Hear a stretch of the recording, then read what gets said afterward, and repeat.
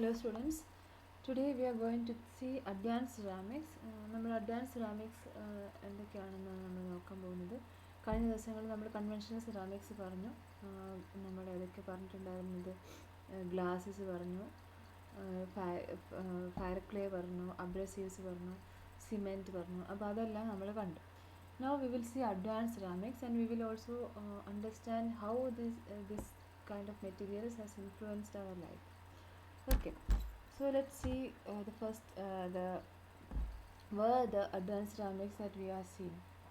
First one is optical fiber communication system. നമുക്കറിയാം optical fiber നിങ്ങൾക്കെല്ലാം ഇപ്പോൾ ഇൻ്റർനെറ്റെല്ലാം optical fiber ആണ്. നമുക്കറിയാം optical fiber gives very high speed internet അല്ലേ. അപ്പോൾ optical fibers are used for data transfer.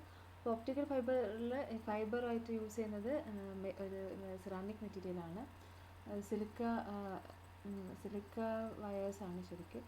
അപ്പോൾ അതാണ് നമ്മൾ ഒപ്റ്റിക്കൽ ഫൈബർ കമ്മ്യൂണിക്കേഷൻ സിസ്റ്റത്തിൽ യൂസ് ചെയ്യുന്നത്. അപ്പോൾ നമുക്കറിയാം എത്രത്തോളം നമ്മളുടെ ലൈഫ് ഈ അഡ്വാൻസ് സെറാമിക്സിൻ്റെ ഇൻഫ്ലുവൻസ് ഉണ്ടെന്നുള്ളത്. Next one is in micro electro mechanical system, MEMS എന്ന് നമ്മൾ പറയും.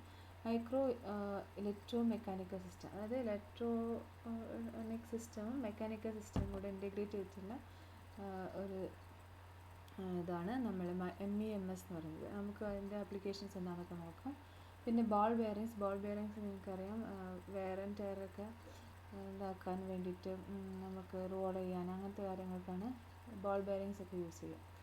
പിന്നെ ഉള്ളത് പീസോ ഇലക്ട്രിക് ബിഹേവിയർ യൂസ് ചെയ്യുന്നത്. പീസോ ഇലക്ട്രിക് ബിഹേവിയർ യൂസ് ചെയ്തിട്ട് നമുക്ക് നമ്പർ ഓഫ് ആപ്ലിക്കേഷൻസ് ഉണ്ട്. നമ്മൾ ഡെയിലി ലൈഫിൽ യൂസ് ചെയ്യുന്ന ഒന്നാണ്. ഒരു മിനിറ്റ്, ഒരുപാട് നമ്മൾ യൂസ് ചെയ്യുന്നതാണ് നമ്മളെ ഗ്യാസ് ലൈറ്റർ നിങ്ങൾക്കറിയാം. പീസോ ഇലക്ട്രിക് എന്ന് പറഞ്ഞാൽ മെക്കാനിക്കൽ ഇതിനെ നമ്മൾ ഇലക്ട്രിക്കൽ ഇതായിട്ട് കൺവേർട്ട് ചെയ്യുന്നതാണ് പീസോ ഇലക്ട്രിക് മെറ്റീരിയൽ. അപ്പോൾ അതാണ് നമ്മൾ ഗ്യാസ് ലൈറ്റർ നമ്മളൊരു പ്രസ് ചെയ്ത് കഴിഞ്ഞാൽ ഇലക്ട്രിക് സ്പാർക്ക് ഉണ്ടാകുന്നത്. അപ്പോൾ അത് വളരെ സിമ്പിളായിട്ടുള്ള വേറെ എക്സാമ്പിൾസ് നമുക്ക് കാണാൻ പറ്റും. ഓക്കെ, അപ്പോൾ അതാണ് അഡ്വാൻസ് സെറാമിക്സിൽ ഉള്ള കുറച്ചെണ്ണമാണ് നമ്മൾ ലിസ്റ്റ് ചെയ്തിട്ടുള്ളത്. അപ്പോൾ നമ്മൾ ഈ ഓരോന്നിൻ്റെയും കുറച്ച് ഡീറ്റെയിൽ ആയിട്ട് നമുക്ക് നോക്കാം. So first one we will see micro electromechanical systems, MEMS.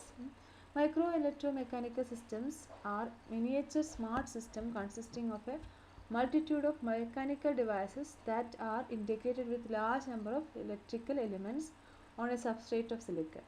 അപ്പോൾ ഒരു സിലിക്കൺ സിലിക്കണിൽ നമുക്ക് എന്തൊക്കെ ഡിവൈസസ് ഉണ്ട്, മെക്കാനിക്കൽ ഡിവൈസസും ഉണ്ട്, അതുപോലെ ഇലക്ട്രിക്കൽ എലിമെൻറ്റ്സും ഉണ്ടാവും. അത് രണ്ടും കൂടെ ഒരു ഇൻറ്റഗ്രേറ്റഡ് ആയിട്ട് രണ്ടും ഒരു സബ്സ്ട്രേറ്റിൽ ഇൻറ്റഗ്രേറ്റ് ചെയ്തിട്ടുള്ളതാണ് MEMS എന്ന് പറയുന്നത്. നമ്മൾ IC ചിപ്സ് ഒക്കെ പോലെ, IC തന്നെ ഇൻറ്റഗ്രേറ്റഡ് ചെയ്യാന്ന് പറഞ്ഞാൽ ഇൻറ്റഗ്രേറ്റഡ് ചിപ്സ് ആയിട്ട്.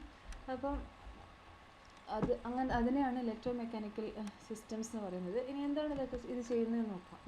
The mechanical components R micro sensors and micro actuators.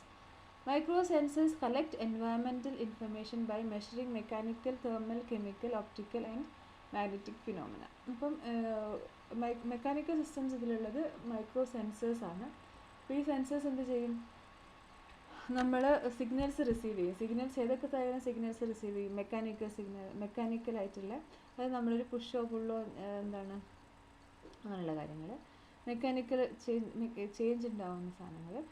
Thermal സെൻസറായിട്ടും ഉണ്ട്.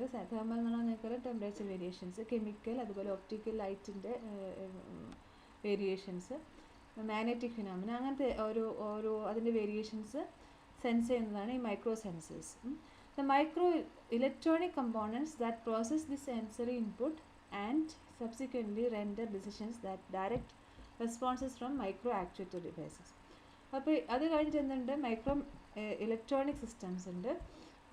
ഈ സെൻസേഴ്സ് റിസീവ് ചെയ്ത സിഗ്നൽസിനെ അത് പ്രോസസ്സ് ചെയ്യും. The sensory input is processed by the micro electronic components. അതിനനുസരിച്ചിട്ട് ഡിസിഷൻ എടുത്തിട്ട് and that responses subsequently render decisions that direct responses from the micro actuator devices. അപ്പോൾ ഇതിൻ്റെ ഈ ഒരു സിഗ്നൽ റിസീവ് ചെയ്ത് അതിനെ പ്രോസസ്സ് ചെയ്തിട്ട് അതിന് വേണ്ടിയുള്ള ഡിസിഷൻ ഇതെടുക്കും. Micro electronic component. എന്നിട്ട് അതിനനുസരിച്ചിട്ട് മൈക്രോ ആക്ച്വേറ്റേഴ്സ് അതിനനുസരിച്ചിട്ട് റെസ്പോൺസ് കൊടുക്കും. ഓക്കെ, അതാണ് മൈക്രോ ഇലക്ട്രോ മെക്കാനിക്കൽ സിസ്റ്റംസ് ചെയ്യുന്നത്. ഇതിൻ്റെ നമുക്കൊരു എക്സാമ്പിൾ നോക്കാം. എക്സാമ്പിൾ നോക്കുന്നതിന് മുമ്പ് എങ്ങനെയാണ് ഈ പ്രൊഡക്ഷൻ ഓഫ് MEMS നോക്കാം, അതിനുശേഷം നമുക്ക് എക്സാമ്പിൾ പറയാം. The process of MEMS include photolithographic, ion implantation, etching and deposition technologies which are well established. അപ്പോൾ നമ്മൾ IC ചിപ്സിൻ്റെ പ്രൊഡക്ഷൻ പോലെ തന്നെയാണ് MEMSൻ്റെ production. In addition, some mechanical components are fabricated using micro matching techniques. MEMS components are very sophisticated, reliable and mini scale in size. Furthermore, since the above fabrication techniques involve batch operations, the MEMS technology is very economical and cost effective. അപ്പോൾ നമ്മൾ IC ചിപ്സിൻ്റെ അതേ രീതി തന്നെയാണ് MEMSൻ്റെ production ഉണ്ടാകുന്നത്. Okay, ഇനി ഇതിൻ്റെ applications നമുക്ക് നോക്കാം. അതിൻ്റെ ഒരു മുമ്പേ ജസ്റ്റ് ലിമിറ്റേഷൻ കൂടെ ഉണ്ട്. There are some limitations to the use of silicon in MEMS. Silicon has a low fracture toughness, a relatively low softening temperature and is highly active to the presence of water and oxygen. അപ്പോൾ ഇതിൽ നമ്മൾ പറഞ്ഞു silicon ഇതിൻ്റെ മേലെയാണ് ഇതെല്ലാം ചെയ്യുന്നത്. Silicon സബ്സ്ട്രേറ്റിൻ്റെ മേലെയാണ് ഈ മൈക്രോ സെൻസേഴ്സും മൈക്രോ ആക്ച്വേറ്റേഴ്സും ഒക്കെ നമ്മൾ വയ്ക്കുന്നത്. അപ്പോൾ അതിൽ ഒരു ഡ്രോബാക്ക് എന്താ വെച്ചാൽ silicon has very low fracture toughness. അപ്പോൾ അധികം നമ്മൾ ഫ്രാക്ചർ ടഫ്നെസ് പറഞ്ഞാൽ പെട്ടെന്ന് പൊട്ടിപ്പോവാനുള്ള ചാൻസ്, ടഫ്നെസ് കുറവാണ്. റിലേറ്റീവ്ലി ലോ സോഫ്റ്റനിങ് ടെമ്പറേച്ചറും പെട്ടെന്ന് തന്നെ സോഫ്റ്റനായി പോകും. ലോ സോഫ്റ്റനിങ് ടെമ്പറേച്ചർ ഉള്ളതാണ്. And is very active to water and oxygen. അപ്പോൾ വാട്ടറിൻ്റെ ഓക്സിജൻ്റെ പ്രസൻസ് ഇതിന് നല്ലതല്ല. ഓക്കെ, അപ്പോൾ ഇനി അത് ആപ്ലിക്കേഷൻ നമ്മൾ നോക്കുകയാണ്. അപ്പോൾ ഒരു ആപ്ലിക്കേഷനാണ് ഇതിൽ എയർ ബാഗ് സിസ്റ്റം. നിങ്ങൾക്കറിയാം എയർ ബാഗ് ABS ഒക്കെ ഉള്ള കാറൊക്കെ നിങ്ങൾ കണ്ടിട്ടുണ്ടാവും. അപ്പോൾ ഒരു ചെറിയ ഇതിൽ എന്താ ഉണ്ടാവുക, ഒരു ചെറിയൊരു എന്താണ് പെട്ടെന്ന് ഇടിക്കുക അങ്ങനെയൊക്കെ ഉണ്ടാകുന്ന സമയത്ത് ആ എയർ ബാഗ് വർക്ക് ചെയ്യില്ല. എയർ ബാഗ് വലുതായിട്ട് നമ്മളെ പ്രൊട്ടക്റ്റ് ചെയ്യും. അപ്പോൾ that is used in deployment of airbag systems in automobile crashes. For this application, the important microelectronic component is a freestanding micro beam. അപ്പം അങ്ങനെയാണ് ഇത് വർക്ക് ചെയ്യുന്നത്. ഇപ്പോൾ ഒരു MEMS അതിലുണ്ട്. Compared to conventional airbag system, the MEMS units are smaller, lighter and more reliable and are productive at the considerable cost reduction. Potential MEMS applications include electronic displays, data storage units, energy conversion devices, chemical detectors, and microsystems for DNA amplification and identification. അപ്പോൾ DNA amplification ഒക്കെ നമുക്ക് വളരെ useful ആയിട്ടുള്ളൊരു കാര്യം. Genome പ്രോജക്റ്റും നമുക്കിപ്പം നമുക്കറിയാം corona വൈറസിൻ്റെയൊക്കെ ജനിതക മാറ്റമൊക്കെ പഠിക്കുന്നുണ്ട്. അപ്പോൾ അതൊക്കെ ജീനോം സ്റ്റഡീസിലാണ് അത് ചെയ്യുന്നത്. അപ്പോൾ അങ്ങനത്തെ കാര്യങ്ങളൊക്കെ ചെയ്യാൻ വേണ്ടി പോലും ഈ MEMS യൂസ് ചെയ്യുന്നുണ്ട്. Okay, so next one is optical fibre. Optical fibre communication നിങ്ങൾ വളരെ ഫെമിലിയർ ആയിട്ടുള്ളൊരു കാര്യമാണ്. One new and advanced ceramic material that is a critical component in our modern optical communication system is the optical fiber. The optical fiber is made of extremely high purity silica. അപ്പോൾ extremely high purity silica വയേഴ്സാണ്. നിങ്ങൾക്കത് cable cut ചെയ്തൊക്കെ അറിയാം. കുഞ്ഞ് white ആയിട്ടുള്ള ചെറിയ വളരെ നേർത്ത നാരുകളെ കാണാം. അതാണ് ശരിക്കുള്ള silica fibres. which must be free of even minute levels of contaminants. Contaminants പറഞ്ഞാൽ അൺവാണ്ടഡ് ആയിട്ടുള്ള എലിമെൻറ്റ്സ് ഉണ്ടാവുക, നമുക്ക് ആവശ്യമില്ലാത്ത എലിമെൻറ്റ്സ്. കണ്ടാമിനേറ്റ് ചെയ്യുന്നതെന്ന് പറഞ്ഞാൽ ചീത്തയാവുക, അതിൽ എന്തെങ്കിലും വേറെ എന്തെങ്കിലും മിക്സ് ആയിട്ട് ചീത്തയായി പോകുന്നതാണ് കണ്ടാമിനേഷൻ എന്നൊക്കെ പറയുന്നത്. And other defects that absorb, scatter and attenuate a light beam. അപ്പം അത് കണ്ടാമിനൻസ് എങ്ങനത്തെ കണ്ടാമിനൻസ് ആയിരിക്കും? അത് ലൈറ്റ് ബീമിനെ അബ്സോർബ് ചെയ്യുക, അല്ലെങ്കിൽ സ്കാറ്റർ ചെയ്യുക, അതുപോലെ അറ്റന്യൂറ്റ് ചെയ്യുക. അതിൻ്റെ സ്ട്രെങ്ത് കുറയ്ക്കുക, അത് അതിൻ്റെ ആംപ്ലിഫിക്കേഷൻ കുറച്ച് കൊണ്ടുവരിക, വീക്ക് സിഗ്നലാക്കി പോവുക of a light beam. Very advanced and sophisticated processing techniques have been developed to produce fibers that meet the rigid restrictions required for this application. അപ്പോൾ ഒരുപാട് സഫോസ്റ്റിക്കേറ്റഡ് ആയിട്ടുള്ള പ്രോസസ്സിങ്ങിലൂടെ പോയിട്ടാണ് നല്ല ഓപ്റ്റിക്കൽ ഫൈബേഴ്സ് ഉണ്ടാക്കുന്നത്. ഓക്കെ, അപ്പോൾ സിലിക്ക വെരി ഹൈ പ്യൂരിറ്റി സിലിക്കയാണ്, extremely high purity സിലിക്കയാണ് ഓപ്റ്റിക്കൽ ഫൈബേഴ്സ് ആയിട്ട് യൂസ് ചെയ്യുന്നത്. Okay, next is ceramic ball bearings. Another new and interesting application of ceramic material is in bearings. A bearing consists of balls and races that are in contact with and rub against another when in use. അപ്പോൾ നമുക്കറിയാം ഒരു balls and races that are in contact with and rub against one another. അങ്ങനെയാണ് role ചെയ്തിട്ടാണ്, ചെറിയ ചെറിയ balls ആണ്, ചെറിയ balls role ചെയ്തിട്ടാണ് മൂവ്മെൻറ്റ് ഉള്ളതാണ് ബോൾ ബെയറിങ്സ് എന്ന് പറയുന്നത്. In past, both ball and race components traditionally have been made of bearing steels that are very hard, extremely corrosion resistant and may be polished to a very smooth surface finish. അപ്പോൾ അങ്ങനത്തെ ball bearing നമുക്കറിയാം. ഇപ്പോൾ നമുക്ക് ഒരു example നോക്കിയാൽ നിങ്ങൾക്കറിയാം, നമ്മൾ ക്യാമറയൊക്കെ നമ്മളെ വലിയ വിലയൊക്കെയുള്ള ക്യാമറയൊക്കെ നിങ്ങൾക്കറിയാം, അത് ഫോക്കസ് അഡ്ജസ്റ്റ് ചെയ്യുന്നത് കാണാം അല്ലേ, അതിൻ്റെ ലെൻസ് മൂവ് ചെയ്യുന്നത് കാണാം. അപ്പോൾ ആ ലെൻസ് മൂവ്മെൻറ്റൊക്കെ ഇങ്ങനത്തെ ചെറിയ ബോൾ ബെയറിങ്സ് ഒക്കെ യൂസ് ചെയ്തിട്ടായിരിക്കും. അപ്പോൾ അതിനൊക്കെ വേണ്ടിയിട്ടാണ് യൂസ് ചെയ്യുന്നത്. പണ്ടത്തെ കാലത്ത് എന്തായിരുന്നു, സ്റ്റീലായിരുന്നു ഉപയോഗിച്ചത്. ഇപ്പോൾ അത് യൂസ് ചെയ്യുന്നത് over the past decade or so, silicon nitride balls have begun replacing steel balls in a number of applications. Since several properties of silicon nitride make it more desirable material. Silicon nitride ഇതിനെ use ചെയ്യുന്നുണ്ട്, steel ബോൾസിന് പകരം silicon nitride balls. Okay, അപ്പോൾ അങ്ങനെയുള്ള നമുക്കതുപോലെ വലിയ lens systems, വലിയ ഇൻസ്ട്രുമെൻസിനൊക്കെ ഇങ്ങനത്തെ കാര്യങ്ങൾ വേണ്ടി വരും. മൂവ്മെൻറ്റിന് നമുക്കൊരു ട്രാൻസിഷൻ എന്ന് വെച്ചാൽ നമുക്ക് മൂവ് ചെയ്യാനായിട്ട് ഈസി ആയിട്ട് മൂവ് ചെയ്യണമെങ്കിലും ബോൾ ബെയറിങ്സ് വെച്ച് മൂവ് ചെയ്യുന്നതാണ് കുറച്ചും കൂടി എളുപ്പം. സ്റ്റീൽ ബോൾ ബെയറിങ് കാണണമെങ്കിൽ നിങ്ങൾക്ക് കിച്ചൻ്റെ പുള്ളൗട്ട്സ് ഒക്കെ നോക്കിയാൽ മതി. കിച്ചൻ്റെ പുള്ളൗട്ട്സിൽ നിങ്ങൾക്ക് കാണാൻ പറ്റും കുഞ്ഞു സ്റ്റീൽ ബോൾസ് വെച്ചിട്ടാണ് അത് ചെയ്യുന്നത്. കിച്ചൻ്റെ മോഡുലാർ കിച്ചൻ്റെ ഒക്കെ റാക്കൊക്കെ പുള്ള് ചെയ്യുന്നതല്ലേ, അപ്പോൾ അതിനുള്ളിൽ ചെറിയ ബോൾ ബെയറിങ്സ് ഉണ്ടാവും, ചെക്ക് ചെയ്യാൻ പറ്റും. Next one is piezoelectric ceramics. So piezoelectric ceramics, few ceramic materials. എന്താ piezoelectric ceramic material എന്ന് നമുക്ക് ആദ്യം നോക്കാം. A few ceramic materials exhibit unusual phenomenon of piezoelectricity. Electric polarization is induced in the ceramic crystal when a mechanical strain is imposed on it. അപ്പോൾ അതാണ് piezoelectric effect എന്ന് പറയുന്നത്. Electric polarization, that is an electric field or voltage. Electric polarization, electric field or voltage is induced in a ceramic crystal when a mechanical strain is imposed on it. അപ്പോൾ ഓർക്കുക, നമ്മൾ ലൈറ്ററൊക്കെ you are applying a mechanical strain and there a electric voltage is produced. ആ electric voltage ആണ് നമ്മൾ ആ spark ആയിട്ട് കാണുന്നത്. The inverse piezoelectric effect is also displayed by the group of materials. അപ്പോൾ ഇൻവേഴ്സും തിരിച്ചുമുണ്ട്. അതായത് mechanical strain result from the imposition of electric field apply ചെയ്ത് കഴിഞ്ഞാൽ ഒരു മെക്കാനിക്കൽ സ്ട്രെയിൻ അല്ല ഉണ്ടാവുക, അത് മൂവ് ചെയ്യാം. അപ്പോൾ അങ്ങനെയുള്ളതും കാണാൻ പറ്റും. ഇൻവേഴ്സ് പീസോഇലക്ട്രിക് ഇഫക്റ്റും കാണാൻ പറ്റും. അപ്പോൾ പീസോഇലക്ട്രിക് ഇഫക്റ്റ് എന്താണെന്ന് ഓർത്തിരിക്കുക.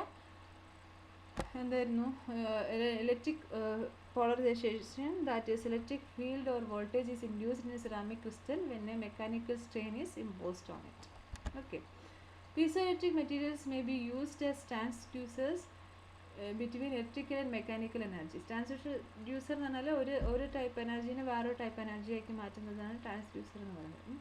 One of the early uses of piezoelectric ceramics was in sonar, wherein underwater objects, submarines ഒക്കെ, are detected and their positions determined using an ultrasonic emitting and receiving system. അപ്പോൾ പണ്ട് കാലത്ത് piezoelectric ceramics സോണാറിൽ use ചെയ്തിട്ടുണ്ടായിരുന്നു. അതിലെങ്ങനെയാണത് use ചെയ്യുന്നത്, under water objects, അതായത് സബ്മറൈൻസിനൊക്കെ detect ചെയ്യാൻ വേണ്ടിയിട്ട്. A piezoelectric crystal is caused to oscillate in an electrical signal which produces high frequency mechanical vibrations that are transmitted through the water. അപ്പോൾ അതിൽ ചെയ്തത് ശരിക്കും reverse piezoelectric effect ആണ്. ഒരു electric piezoelectric crystal is cause to oscillated by a electrical signal. ഒരു electrical signal കൊടുക്കും. അന്നേരം എന്താണ്, ഈ പീസോഇലക്ട്രിക് ക്രിസ്റ്റലിൽ ഒരു മെക്കാനിക്കൽ സ്ട്രെയിൻ ഉണ്ടാവും. And it begins to oscillate. ആ ഓസിലേറ്റ് ചെയ്യുന്ന സമയത്ത് it produces very high mechanical vibrations എന്ന് പറഞ്ഞാൽ മെക്കാനിക്കൽ വേവ്സ് അത് ഉണ്ടാക്കും. And that wave is transmitted through the water. upon encounter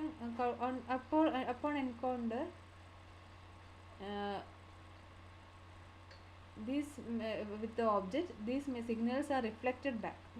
അപ്പോൾ അത് ഈ സിഗ്നൽസ് അവിടെ പോയിട്ട് ഈ സബ്മറൈൻസ് എന്തെങ്കിലും അത് തട്ടിയിട്ട് തിരിച്ച് റിഫ്ലക്റ്റ് ചെയ്യും. And another piezoelectric material receives this reflected vibrational energy which then converts back to electrical signal. അപ്പോൾ തിരിച്ചിട്ട് അത് റിഫ്ലക്റ്റ് ചെയ്ത് വരുന്നത് ഒരു പീസോഇലക്ട്രിക് മെറ്റീരിയൽ റിസീവ് ചെയ്യും.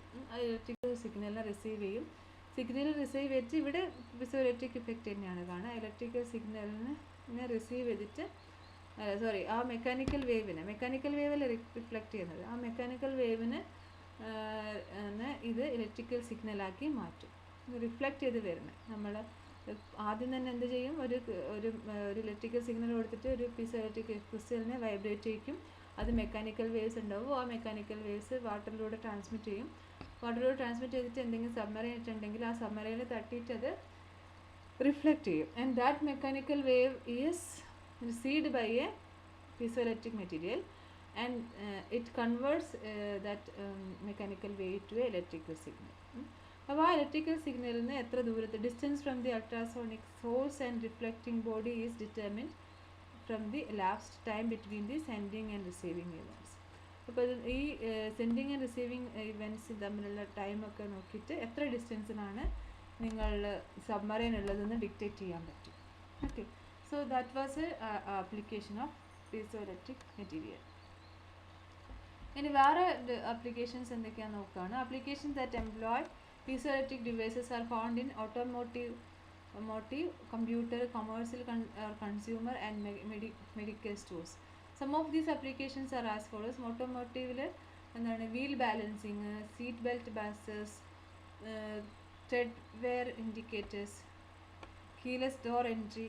കീലെസ് ഡോർ എൻട്രി നിങ്ങൾക്ക് അറിയാം അല്ലേ, പ്രസ് ചെയ്യുമ്പം സിഗ്നൽ പ്രൊഡ്യൂസ് ചെയ്യുക ചെയ്യുന്നത്. നമ്മൾ മെക്കാനിക്കൽ പ്രസ് ചെയ്യുമ്പോൾ അത് ഓപ്പൺ ആവുന്നില്ലേ ഡോർ.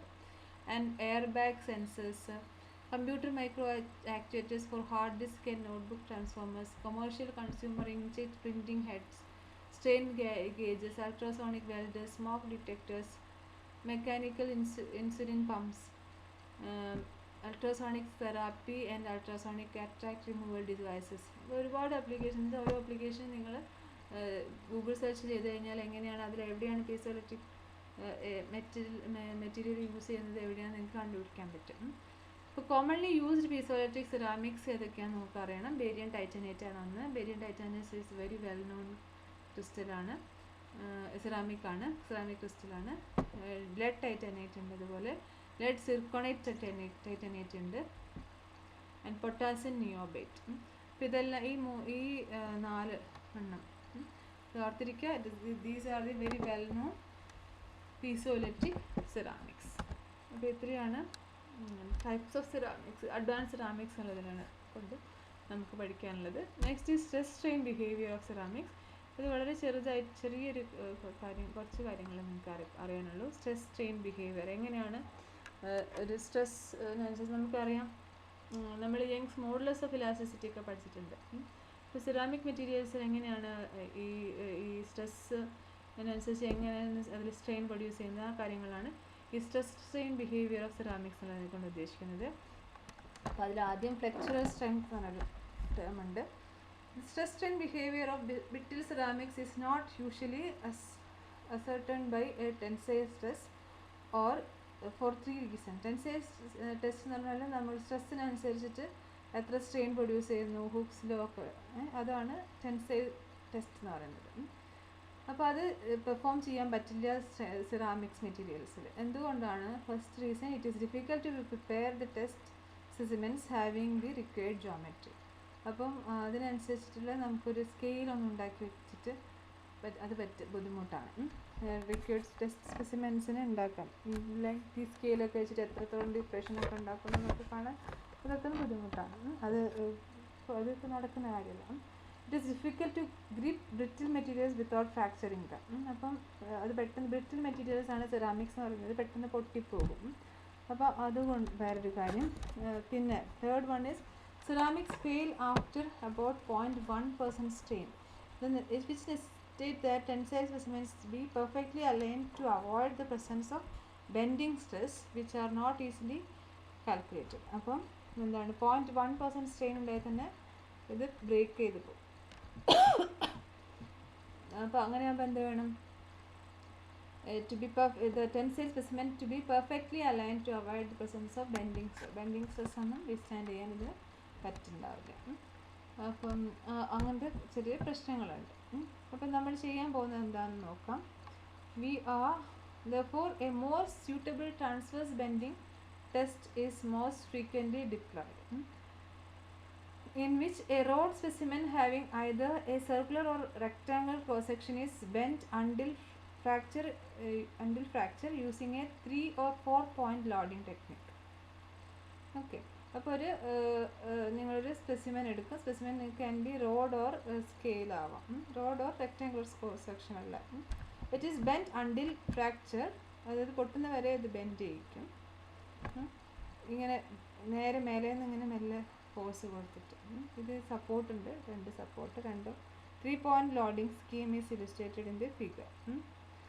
പിന്നെ at the point of loading the top surface of the specimen is placed in a state of compression. ഇത് കംപ്രഷൻ ആയിരിക്കും അല്ലേ. ഇത് ഇങ്ങോട്ടേക്ക് താഴോട്ടേക്കാണ് ഫോഴ്സ് ഉണ്ടാകുന്നത്. അപ്പോൾ ഇത് കംപ്രസ് ചെയ്യും. ഇവിടെ മേലത്തെ പോർഷൻ ഇലാങ്ങേറ്റ് ചെയ്യും. അപ്പോൾ the bottom surface is in tension. ഇവിടെ കംപ്രസ് ചെയ്യും, ഇവിടെ വലിയും, ഇവിടെ ഇലാങ്ങേറ്റ് ചെയ്യും. അതാണ് ടെൻഷൻ ഇവിടെ മേലത്തെ സർഫസിലേക്കെന്ന് പറയുന്നത്. Stress is computed from the specimen thickness, the bending moment and the moment of inertia of the cross section. അപ്പോൾ ഇതിൽ stress is computed from the specimen thickness, stress calculate ചെയ്യും, ബെൻഡിങ് മൊമെൻറ്റ് കാൽക്കുലേറ്റ് ചെയ്യാം, moment of ഇനേഷ്യ കാണാൻ പറ്റും. Okay. അപ്പോൾ ഇവിടെ ഇതൊക്കെ calculate ചെയ്തിട്ട് ടേബിൾ വെച്ചിട്ടുണ്ട്. അപ്പോൾ ഇവിടെ റെക്റ്റാങ്കിൾ ക്രോസ് സെക്ഷൻ മാസ് ആണ് FL/4. FL എന്ന് പറയുന്നത് ഫോഴ്സാണ്, L is the length, effective length by 4. അതുപോലെ ഇതിൻ്റെ എന്താണെന്ന് മനസ്സിലാവും. അതെന്താ distance of from the centre of the specimen to outer fibres ആണ്. മാക്സിമം ബെൻഡിങ് മൊമെൻ്റ് ആണ് M. അത് F/L/4. L/4 ആണ് ഇതിൻ്റെ മാക്സിമം ബെൻഡിങ് മൊമെൻ്റ് എന്ന് പറഞ്ഞാൽ ലെങ്ത്തിൻ്റെ പകുതി, പിന്നെ പകുതി ബെൻഡിങ് മൊമെൻറ്റിൻ്റെ നോക്കാം നമുക്ക്. പിന്നെ മൊമെൻ്റ് ഓഫ് ഇനേഷ്യ ഓഫ് ദ ക്രോസ് സെക്ഷൻ ആണ്, ഫോഴ്സ് അപ്ലൈഡ് ആണ്. ഇത് സിഗ്മ എന്ന് പറയുന്നത് മോഡുലസ് ആയിരിക്കും. അപ്പോൾ അങ്ങനെ ചെയ്തിരിക്കണം. ഇപ്പോൾ rectangular cross section, circular cross section ഇവിടെ ടേബിളേറ്റ് ചെയ്തിട്ടുണ്ട്. These parameters are noted in the figure of rectangular circular cross section. The maximum tensile strength as determined using these stress expressions exists at the bottom specimen surface directly above the point of load application. Since the tensile strength of ceramics are about 1/10 of their compressive strength, and since fracture occurs on tensile specimen face, the fracture test is a reasonable substitute for tensile strength. അപ്പോൾ fracture test ചെയ്താൽ മതി. നമുക്ക് tensile സ്ട്രെസ്സിനെക്കാട്ടിലും stress strain direct നമ്മൾ സ്ട്രെസ്സിനനുസരിച്ച് strain എത്രയാണ് നോക്കുന്നത്. ഇതിപ്പം ഇതിന് പറയുന്നത് ഫ്രാക്ചർ ടെസ്റ്റിലാണ്. 2 സപ്പോർട്ടൊക്കെ കൊടുത്തിട്ട് മേലെ നിന്ന് ഫോഴ്സ് അപ്ലൈ ചെയ്യുക. എന്നിട്ട് എത്രത്തോളം ഇത് ഫോഴ്സ് സ്റ്റാൻഡ് ചെയ്യുന്നുണ്ടെന്ന് നോക്കാം. അപ്പോൾ അതിൽ നിന്നാണ് ഈ ഇത് കണ്ടുപിടിക്കുന്നത്. ഫ്ലെക്ചർ ടെസ്റ്റ് എന്നാണ് ഇത്. ഫ്രാക്ചർ അല്ല, ഫ്ലെക്ചർ. പിന്നെ ഇതിൽ stress at fracture using this flexure test is known as flexural strength. Stress at fracture. അപ്പോൾ ഇത് നമ്മൾ സ്ട്രെസ് കൊടുത്തിട്ട് ഫ്രാക്ചർ ആവുന്നവരെ സ്ട്രെച്ച് കൊടുക്കുന്നതാണ്, സ്ട്രെസ് കൊടുക്കുന്നത് നമ്മൾ പറഞ്ഞത്. അപ്പോൾ the stress at fractures using this flexure test is known as flexural strength. Modulus of fracture fracture strength or bend strength. ഇതൊക്കെ ഇതിൻ്റെ പേരാണ്. ഫ്ലക്ചറൽ സ്ട്രെങ്ത്തിൻ്റെ പേരാണ് modulus of fracture, fracture strength or bend strength. An important mechanical parameter for brittle ceramics. For a rectangular cross section, the flexural strength is 3FL divided by 2BD square. ഇവിടെ എഴുതി 3FL by 2BD. റെക്റ്റാങ്കുലറിന്, സർക്കുലറിന് FL by pi r cube. അപ്പോൾ ഇത് ഓർത്തിരിക്കുക, this is the flexural strength. Flexural strength കണ്ടുപിടിക്കുന്നത് ഇങ്ങനെയാണ്. നമ്മളൊരു എന്താണ് ഒരു ക്രോസ് സെക്ഷൻ എടുക്കുക, ഒരു സ്പെസിമെൻ എടുക്കുക. അപ്പോൾ റോഡ് സ്പെസിമെനോ സർക്കുലർ റെക്ടാങ്കുലർ ക്രോസ് സെക്ഷനുള്ള സ്പെസിമെനോ എടുക്കുക, എന്നിട്ട് സപ്പോർട്ട് കൊടുക്കുക. And force is applied from above till എന്താണ് until fracture using a 3 or 4 point loading technique. അപ്പോൾ അങ്ങനെയാണ് നമ്മളിത് ഫ്രാക്ചറൽ സ്ട്രെങ്ത് കണ്ടുപിടിക്കുന്നത്. ഫ്രാക്ചറൽ സ്ട്രെങ്ത് എന്ന് പറയുന്നത് the stress at fracture using the fracture test is known as fractural strength. Next is ഇതിൻ്റെ നമ്മുടെ circular cross സെക്ഷൻ്റെ ഇതേപോലെ പറഞ്ഞു FL by pi r cube നമ്മൾ നേരത്തെ പറഞ്ഞു. അപ്പോൾ ഇത് രണ്ട് ഡിഫറെൻ്റ് ആയിട്ടുള്ള മെറ്റീരിയൽസിൻ്റെ സ്ട്രെസ് സ്ട്രെയിൻ ഗ്രാഫാണ്. One is aluminium oxide and another is glass. അപ്പം ഈ രണ്ട് മെറ്റീരിയലിൽ നിന്ന് നമുക്ക് ഇതിൻ്റെ ഇലാസ്റ്റിക് ബിഹേവിയർ കമ്പയർ ചെയ്യാൻ പറ്റും. The elastic stress strain behaviour for ceramic material using these flexure test is similar to the tensile strength results for metals. മെറ്റൽസിൻ്റെ ടെൻസൈൽ സ്ട്രെങ്ത് ടെസ്റ്റ് ചെയ്യുന്ന പോലെ തന്നെയാണ് ഇവിടെ സെറാമിക്സിൻ്റെ ഫ്ലക്ചർ ടെസ്റ്റ് ചെയ്താലുള്ള നമുക്ക് കിട്ടുന്ന result. A linear relationship exist between stress and strain. അപ്പോൾ the figure compares the stress strain behaviour for fracture for aluminium oxide and glass. Again, the slope of this elastic region is the modulus of elasticity. ഇവിടെ ഈ elastic റീജിയനിലെ slope modulus of elasticity തരുന്നുണ്ട്. The range of modulus of elasticity for ceramic materials is about 70 and 500 gigapascal. 70 to 500 gigapascal ആണ്, being slightly higher than for materials. അപ്പോൾ മെറ്റീരിയൽസിൻ്റെ modulus of ഇലാസ്റ്റിസിറ്റിനെക്കാട്ടും കൂടുതലാണ് ceramicsൻ്റെ modulus of elasticity.